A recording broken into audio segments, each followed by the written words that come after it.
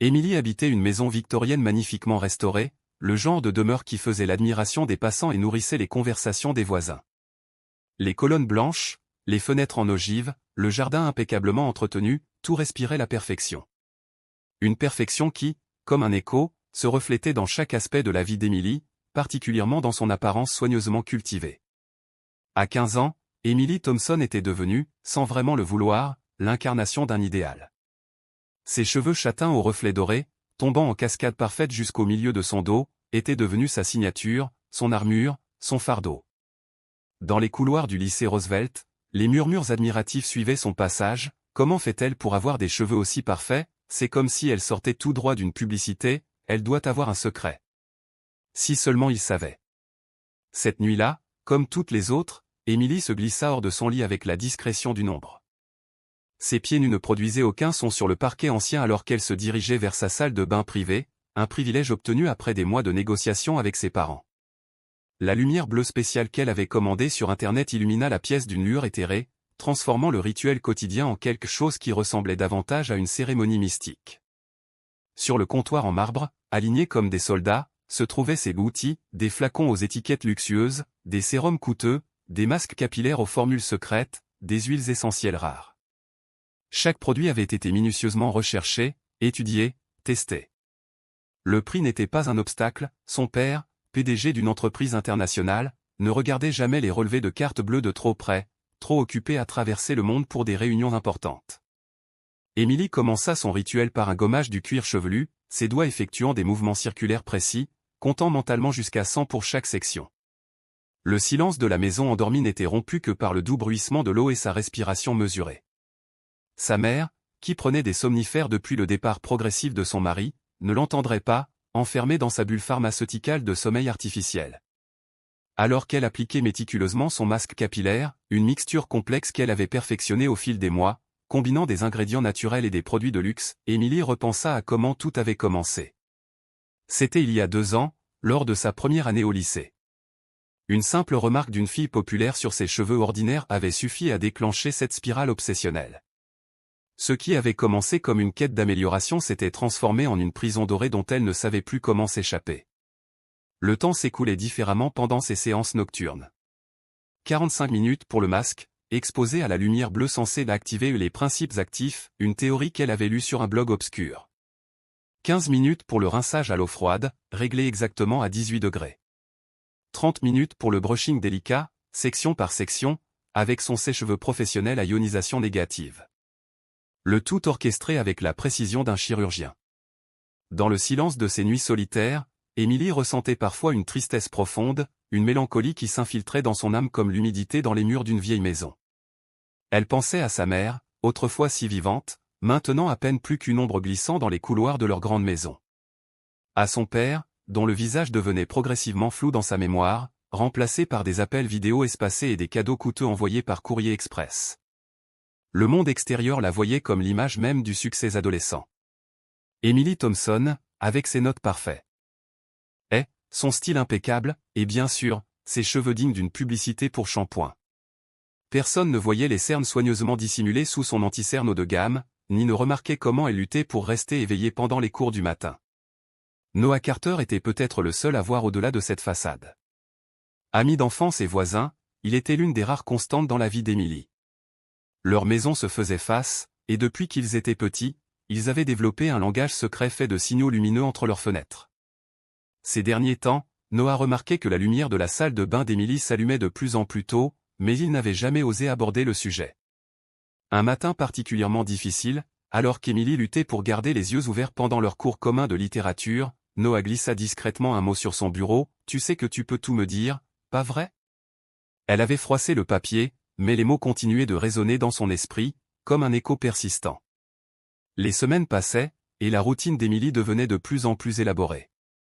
Elle avait commencé à commander des produits de l'étranger, des formules miracles promettant des résultats toujours plus spectaculaires. Son téléphone regorgeait de notifications de blogs spécialisés, de forums de beauté, de comptes Instagram dédiés aux soins capillaires. Chaque nouvelle information était soigneusement notée dans un carnet à la couverture en cuir, cadeau de son père lors de son dernier voyage à Milan. Les compliments continuaient d'affluer au lycée. Emily, Tes cheveux sont vraiment incroyables aujourd'hui, quel est ton secret? Tu devrais faire des tutoriels sur YouTube. Chaque remarque positive agissait comme une dose de morphine, soulageant temporairement l'anxiété qui la rongeait, mais nécessitant des doses toujours plus importantes pour maintenir l'effet. Un soir, alors qu'elle effectuait son rituel habituel, Emily fut surprise par un léger coup à la fenêtre de sa salle de bain. Noah se tenait sur le petit balcon qui reliait leurs deux maisons, une habitude d'enfance qu'ils avaient progressivement abandonnée en grandissant. Son expression inquiète se reflétait dans la vitre, déformée par la lumière bleue qui baignait la pièce.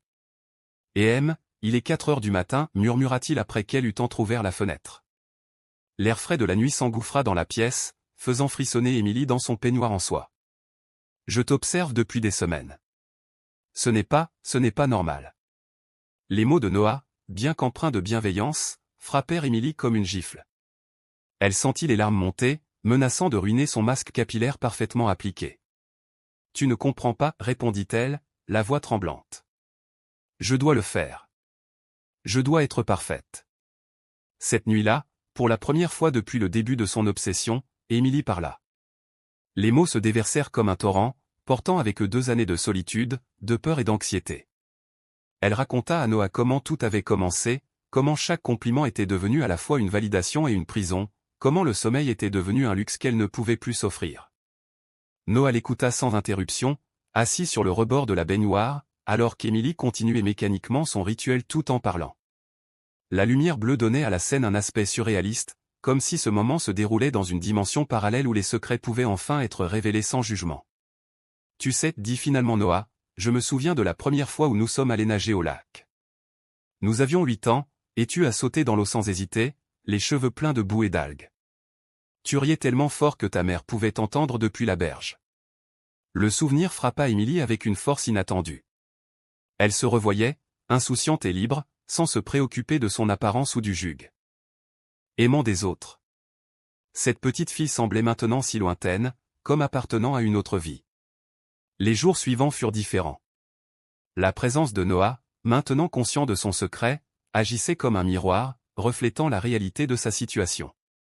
Elle commença à remarquer les regards inquiets de ses professeurs, les murmures qui n'étaient plus seulement admiratifs mais aussi préoccupés.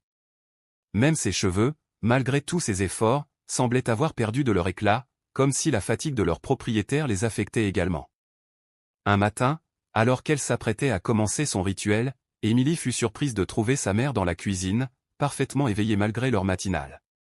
Pour la première fois depuis des mois, Margaret Thompson semblait vraiment présente, ses yeux habituellement voilés par les médicaments étaient clairs et alertes.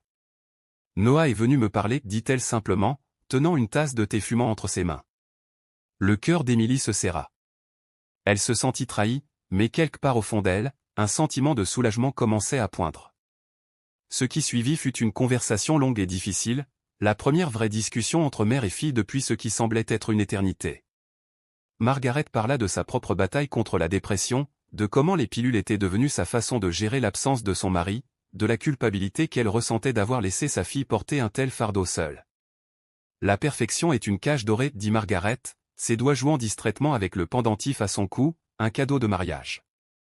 J'ai passé tellement d'années à essayer d'être la femme parfaite, la mère parfaite. Et regarde où cela nous a menés. » Cette conversation marqua un tournant.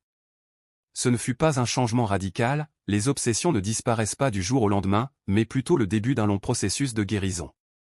Emily commença à voir une thérapeute, une femme douce nommée Docteur Claire Bennett, qui l'aida à comprendre les racines profondes de son besoin de perfection. Les rituels nocturnes ne cessèrent pas immédiatement, mais ils commencèrent à s'espacer. Une nuit sans traitement devint 2, puis 3. Emily découvrit que le monde ne s'arrêtait pas de tourner si ses cheveux n'étaient pas absolument parfaits.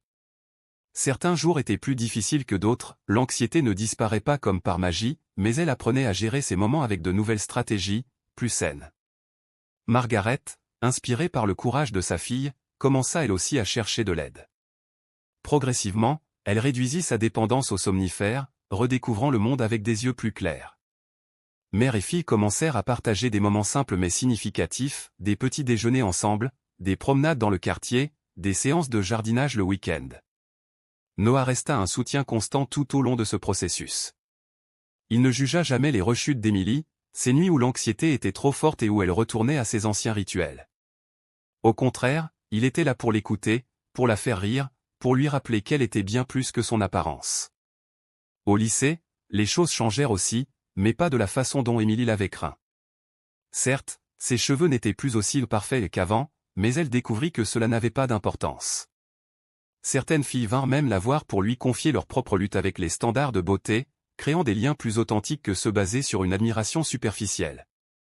Un jour, environ 6 mois après cette nuit où Noah l'avait confrontée, Émilie fit quelque chose d'impulsif, elle coupa ses cheveux. Pas une coupe drastique, mais assez pour marquer un changement. Ce n'était pas tant le changement physique qui importait, mais ce qu'il représentait, un pas vers la liberté, vers l'acceptation de soi. Son père, lors d'une de ses rares visites à la maison, remarqua le changement chez sa fille. Pas seulement les cheveux, mais quelque chose de plus profond. Pour la première fois, il vit les conséquences de ses longues absences, de la pression silencieuse qu'il avait exercée sur sa famille en poursuivant sa propre version de la perfection. « Tu me rappelles ta mère quand elle était jeune » dit-il un soir, alors qu'ils étaient assis sur la terrasse. Pas physiquement, mais cette force intérieure que je vois maintenant. Elle aussi a dû apprendre à s'accepter telle qu'elle est. Ces mots touchèrent Émilie plus profondément qu'elle ne l'aurait imaginé. Elle commença à voir sa mère différemment, non plus comme une femme brisée par la solitude, mais comme quelqu'un qui avait mené ses propres batailles contre la perfection. Le temps passa, et la vie reprit son cours, mais d'une manière fondamentalement différente de ce qu'Émilie avait connu auparavant. Chaque matin apportait désormais de nouvelles découvertes, non plus sur des produits capillaires miracles, mais sur elle-même. Elle commença à tenir un journal, non pas pour noter des routines de beauté, mais pour explorer ses pensées, ses émotions, ses rêves retrouvés. L'été approchait, et avec lui, les derniers jours de l'année scolaire. Le soleil de juin illuminait différemment la maison des Thompson.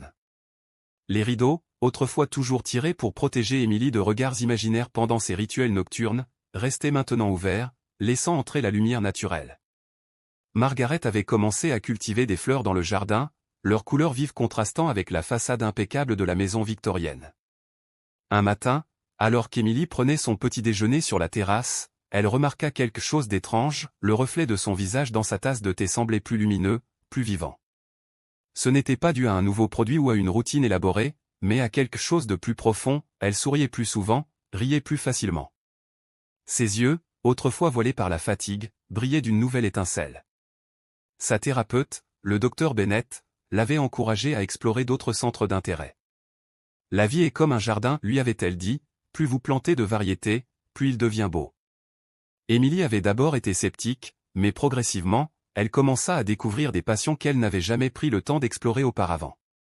La photographie devint l'une de ses nouvelles passions. Noah lui avait prêté son vieil appareil photo numérique, et elle commença à capturer des moments de la vie quotidienne. Non pas les selfies parfaitement composés qu'elle postait autrefois sur Instagram, mais des instants authentiques, sa mère endormie dans le hamac du jardin, un livre ouvert sur ses genoux, les ombres des arbres dansant sur le mur de sa chambre, le sourire chaleureux de Noah alors qu'il réparait son vélo.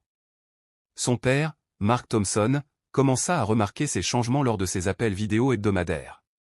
Les conversations ne tournaient plus autour des résultats scolaires ou des apparences, mais devenaient plus profondes, plus significatives.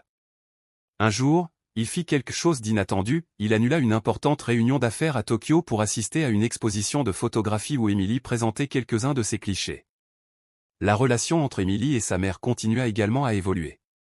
Margaret, libérée de l'emprise des somnifères, retrouva progressivement son énergie d'antan.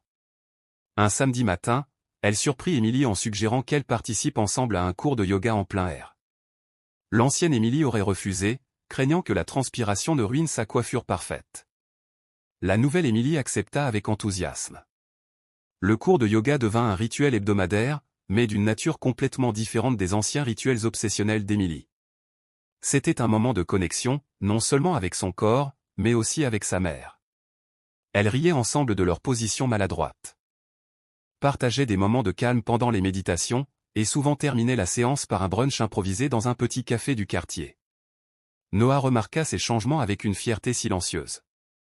Il avait toujours vu la vraie Émilie, même quand elle se cachait derrière une façade de perfection. Un jour, alors qu'ils étaient assis dans leur coin préféré du parc, il lui montra une photo qu'il avait gardée sur son téléphone, Émilie à 8 ans, les cheveux en bataille après une course folle sous la pluie, son sourire illuminant tout son visage. « Tu sais, dit-il, c'est toujours toi que je vois quand je te regarde. À l'école, les changements dans la vie d'Emily eurent un effet inattendu sur ses camarades. Son exemple encouragea d'autres à s'ouvrir sur leur propre lutte. Sarah Jenkins, qui avait toujours semblé si confiante, lui confia ses problèmes d'anxiété liés aux réseaux sociaux.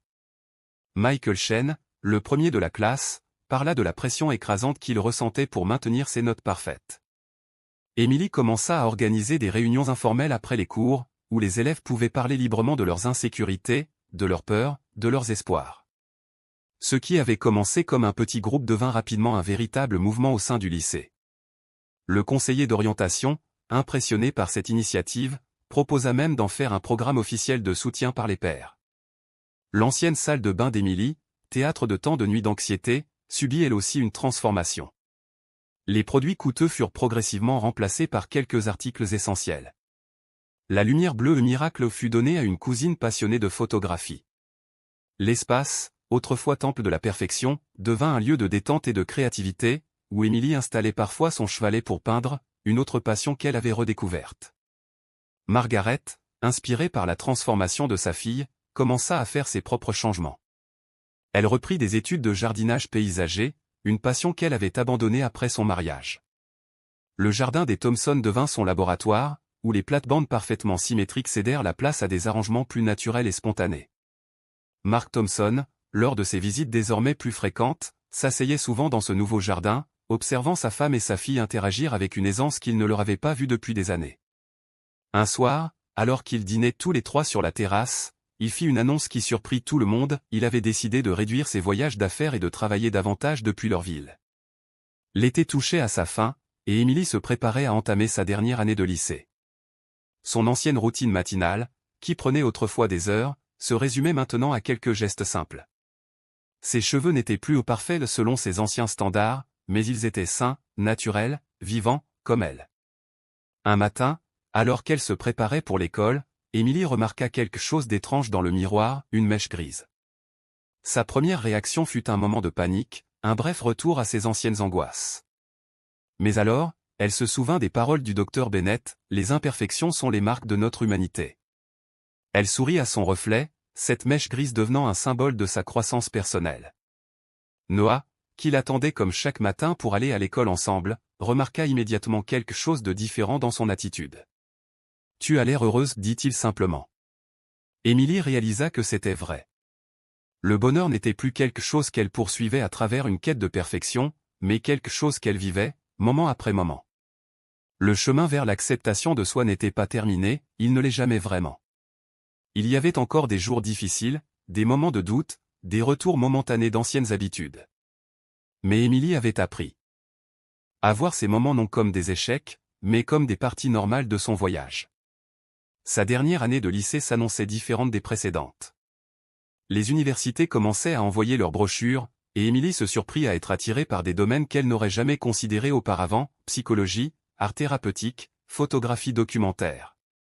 Des chemins qui lui permettraient peut-être d'aider d'autres personnes à trouver leur propre voie vers l'acceptation de soi. La maison des Thompson continua à changer, reflétant la transformation de ses habitants. Les photos parfaitement posées qui décoraient autrefois les murs furent remplacées par les clichés authentiques d'Emily, Margaret riant dans le jardin, Mark essayant maladroitement de faire un gâteau, Noah réparant le vieux vélo d'Emily, des moments de vie réels et imparfaits. Un soir, alors que le soleil se couchait sur leur quartier paisible, Emily s'assit sur le petit balcon qui reliait sa maison à celle de Noah. Elle sortit son journal et commença à écrire, non pas sur des routines de beauté ou des objectifs de perfection, mais sur la beauté qu'elle avait découverte dans l'imperfection, dans l'authenticité, dans la vie elle-même. Les derniers rayons du soleil illuminaient ses cheveux, créant des reflets dorés naturels qu'aucun produit n'aurait pu imiter. Une légère brise faisait danser quelques mèches rebelles autour de son visage. Et pour la première fois depuis longtemps, Emily se sentait parfaitement imparfaite, et c'était exactement comme cela qu'elle voulait être. Cette transformation n'était pas une fin en soi, mais plutôt le début d'une nouvelle façon de vivre. Emily avait appris que la véritable beauté ne résidait pas dans la perfection, mais dans l'authenticité, la croissance et l'acceptation de soi. Son histoire était devenue un témoignage vivant que le changement est possible, que les cages que nous construisons nous-mêmes peuvent être ouvertes, et que la liberté d'être soi-même est le plus précieux des cadeaux. Dans les années qui suivraient, Emily continuerait à grandir, à évoluer, à découvrir de nouvelles facettes d'elle-même. Mais une chose était certaine, elle ne retournerait jamais à cette quête effrénée de la perfection qui avait failli lui coûter son bonheur. Car elle avait découvert que la vraie beauté réside dans l'acceptation de qui nous sommes, dans nos forces comme dans nos faiblesses, dans nos succès comme dans nos échecs. Et c'est ainsi que l'histoire d'Emily, qui avait commencé comme un conte de perfection obsessionnelle, se transforma en une histoire de libération, d'amour de soi et d'acceptation. Une histoire qui continuerait à inspirer d'autres personnes à trouver leur propre chemin vers l'authenticité et le bonheur véritable. L'histoire d'Emily, qui avait commencé comme un conte de perfection obsessionnelle, continua à évoluer et à toucher de plus en plus de vies. Les années qui suivirent sa transformation apportèrent de nouveaux défis, mais aussi de nouvelles victoires, chacune renforçant sa conviction que l'authenticité était le véritable chemin vers le bonheur. À l'université, Emily choisit d'étudier la psychologie, spécialisée dans les troubles de l'image corporelle et l'anxiété chez les adolescents. Son expérience personnelle devint un outil précieux pour comprendre et aider les autres. Dans les amphithéâtres bondés, elle n'était plus la fille aux cheveux parfaits, mais une étudiante passionnée, déterminée à faire une différence dans la vie des autres. Le groupe de soutien qu'elle avait créé au lycée continua à prospérer même après son départ. Sarah Jenkins, qui avait pris la relève, lui envoyait régulièrement des messages pour lui raconter comment le groupe s'était étendu, touchant maintenant des élèves d'autres écoles de la région. « Tu as créé quelque chose de plus grand que toi », lui écrivit Sarah un jour, quelque chose qui continue de grandir et d'aider les autres. Margaret Thompson, sa mère, connut elle aussi une renaissance remarquable. Le jardin qu'elle avait commencé à cultiver devint un sanctuaire de guérison pour d'autres femmes du quartier. Elle organisait des ateliers de jardinage thérapeutique, créant un espace où les gens pouvaient parler ouvertement de leur lutte tout en travaillant la terre. Les plates-bandes autrefois rigoureusement symétriques étaient maintenant un mélange harmonieux de fleurs sauvages et cultivées, une métaphore vivante de la beauté qui peut naître du chaos. Mark, son père, tint sa promesse de réduire ses voyages. Ce ne fut pas un changement facile, les vieilles habitudes ont la vie dure, mais il découvrit que la vie qu'il avait manquée pendant tant d'années valait chaque sacrifice professionnel. Il commença à participer aux ateliers de jardinage de Margaret, d'abord maladroitement, puis avec un enthousiasme croissant. Les voisins s'habituèrent à voir le couple travailler ensemble dans leur jardin, leur rire résonnant dans la rue tranquille. Noah resta une constante dans la vie d'Emily, même lorsque leurs chemins les menèrent dans des universités différentes. Leur amitié évolua, se renforça, devenant quelque chose de plus profond que ce qu'Emily aurait pu imaginer durant ses années d'obsession pour la perfection. Il devint architecte paysagiste, inspiré par les transformations qu'il avait observées dans le jardin des Thompson. Les photos d'Emily commencèrent à attirer l'attention au-delà de son cercle immédiat. Elle créa une série intitulée Beauté imparfaite, capturant des moments de vie authentiques, des rides de rire, des cicatrices qui racontent des histoires, des cheveux gris portés avec fierté. Une galerie locale organisa une exposition de son travail, attirant l'attention sur la beauté qui existe dans l'imperfection. Le docteur Bennett, sa thérapeute, l'invita un jour à parler à un groupe de jeunes thérapeutes en formation. Emily partagea son histoire, non plus avec honte mais avec une profonde compréhension de comment son parcours pouvait éclairer celui des autres. La perfection est une prison, dit-elle ce jour-là, mais notre humanité est une porte ouverte vers la liberté. Les années passèrent, et Emily vit sa propre évolution se refléter dans les changements autour d'elle. La maison victorienne des Thompson, autrefois symbole d'une perfection rigide, développa son propre caractère, les roses grimpantes envahirent la façade, les marches du porche montraient des signes d'usure, les fenêtres en ogive reflétaient désormais un intérieur chaleureux et vivant.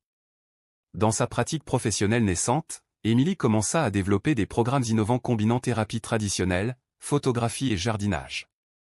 Elle créa des ateliers où les participants pouvaient explorer leurs propres relations avec la perfection et l'acceptation de soi.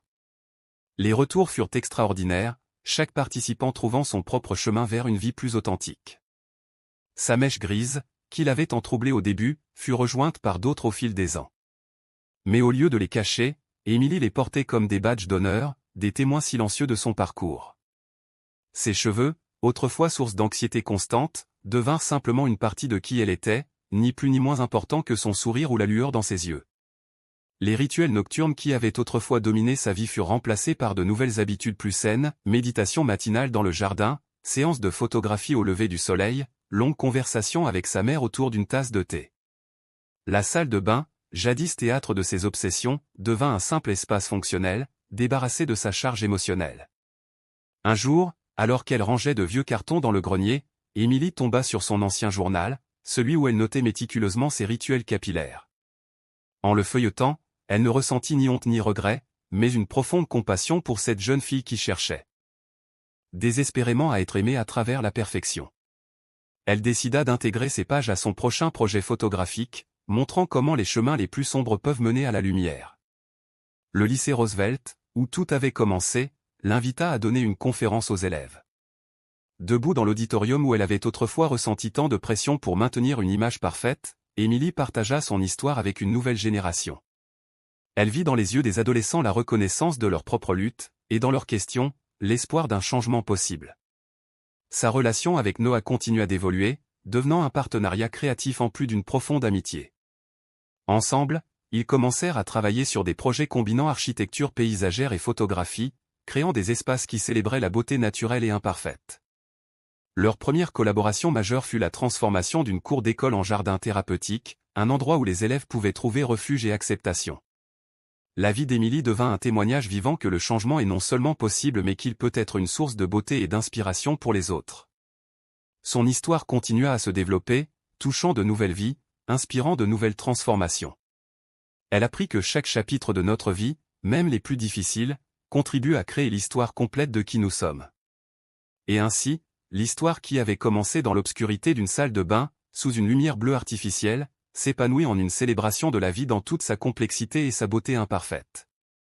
Emily Thompson n'était plus définie par la perfection de ses cheveux, mais par la profondeur de son impact sur les autres et par sa capacité à transformer sa propre douleur en source de guérison pour autrui. Son héritage n'était pas celui qu'elle avait imaginé dans sa jeunesse, il était infiniment plus riche, plus profond et plus significatif. Car dans sa quête de perfection, elle avait trouvé quelque chose de bien plus précieux, la liberté d'être authentiquement elle-même, et le pouvoir d'aider les autres à trouver leur propre chemin vers cette même liberté. Et c'est ainsi que son histoire continue, non pas comme un conte de perfection, mais comme un témoignage vivant de la beauté qui réside dans notre humanité partagée, dans nos imperfections assumées, et dans notre courage collectif à être simplement, magnifiquement, nous-mêmes. Dans les années qui suivirent, l'impact d'Emily continua de se propager comme des ondulations sur un lac paisible, touchant des vies de manière qu'elle n'aurait jamais pu imaginer. Son histoire devint un phare d'espoir pour ceux qui luttaient contre leurs propres démons de perfection, prouvant que le véritable changement est possible et que la beauté la plus authentique vient de l'acceptation de soi.